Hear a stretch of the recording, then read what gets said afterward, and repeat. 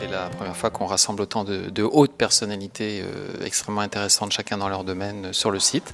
Donc une visite pour nous qui nous rend très fiers, tout le personnel, vraiment, tous les ouvriers, tous les gens des bureaux étaient très très fiers d'avoir été choisis pour représenter notre petite ville de Sens dans le monde industriel, oui.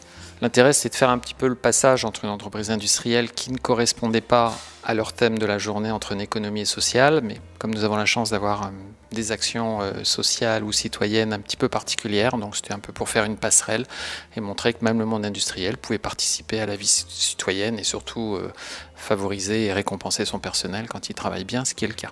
Il était extrêmement intéressant et ça faisait plaisir. C'est un ancien chef d'entreprise, donc par définition ça se matchait tout de suite. Ces questions étaient pertinentes et pour moi c'est intéressant d'avoir des gens qui s'intéressent et qui ont un petit peu la fibre. Et puis pour ceux qui ne l'ont pas, c'est mon rôle de leur montrer notre petit monde. 30 dernières années magnifiques, que des résultats positifs, beaucoup d'investissements, un personnel vraiment génial, motivé, impliqué. Donc on va dire que nos dernières années sont vraiment géniales. Ballon d'eau chaude qui est aujourd'hui vraiment le produit phare et dans toutes ses déclinaisons de toutes les énergies et c'est pourquoi on le redit toujours, il faut innover. Cette journée, c'était à l'image de ce qu'est l'économie sociale et solidaire et ce que sont ces énergies dans les territoires en fait. On a pu visiter des belles entreprises, des entreprises dites conventionnelles mais qui ont à cœur de développer aussi un projet social, qui ne lâche rien sur l'aspect de la compétitivité, de la performance économique, qui ont compris aussi que ça passe par un contexte social favorable, même à des critères environnementaux assez élevés. Hein. Et ça c'était assez remarquable. Et puis après on a visité deux entreprises, l'une d'insertion par l'activité économique relative à l'activité maraîchère qui là aussi crée du lien avec des personnes éloignées de l'emploi mais aussi crée du lien dans les territoires avec les producteurs locaux et puis une dernière sur la mobilité qui est une vraie question dans les territoires hein, et pas seulement dans les territoires ruraux, dans tout le pays on a un vrai enjeu national, nous avons un vrai enjeu national que cette mobilité qui est à la fois géographique mais aussi dans les têtes et de développer cette politique du dernier kilomètre qui permet à tous les Français de ne plus être confrontés à cette difficulté hein, qui est statistique. Un quart des Français disent avoir renoncé à un emploi, à une formation pour cause de problèmes de mobilité.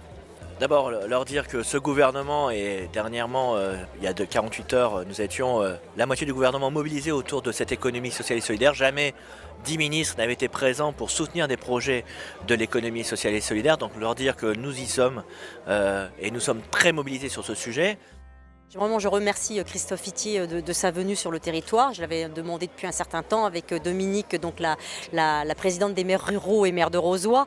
Nous avons couvert ensemble l'événement parce qu'il nous semblait qu'il est extrêmement important de parler de l'économie sociale et solidaire. Comme j'ai pu l'exprimer tout à l'heure, ça représente 10% du PIB donc, au niveau national. Ça représente plus de 2,5 millions d'emplois. Donc c'est une économie qui est vraiment importante, à part entière, comme j'ai pu le préciser.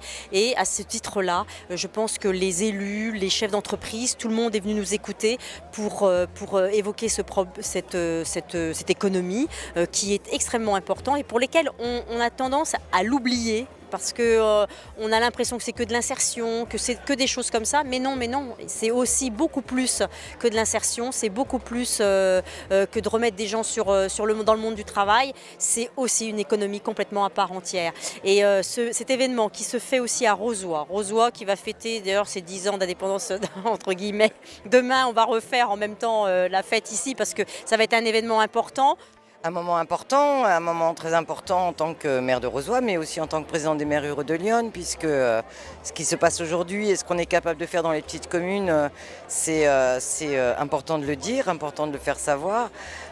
Tout le sujet sur l'économie sociale et solidaire, nous, les petites communes rurales, on est particulièrement touchés puisqu'on sait faire avec les associations, même si des fois il ne s'agit que d'un emploi, d'un contrat aidé,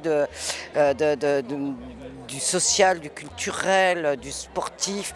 On sait faire toutes ces choses-là dans le milieu rural et c'était aussi pour moi très très important de rencontrer Monsieur Itier qui a fait une conférence qui a plu énormément, qui a duré d'ailleurs très longtemps et personne ne sait, je n'ai pas vu de gens qui avaient envie que ça s'arrête et donc ça prouve bien que c'est possible. Beaucoup de gens sont mobilisés, sont venus aujourd'hui à Rozoy.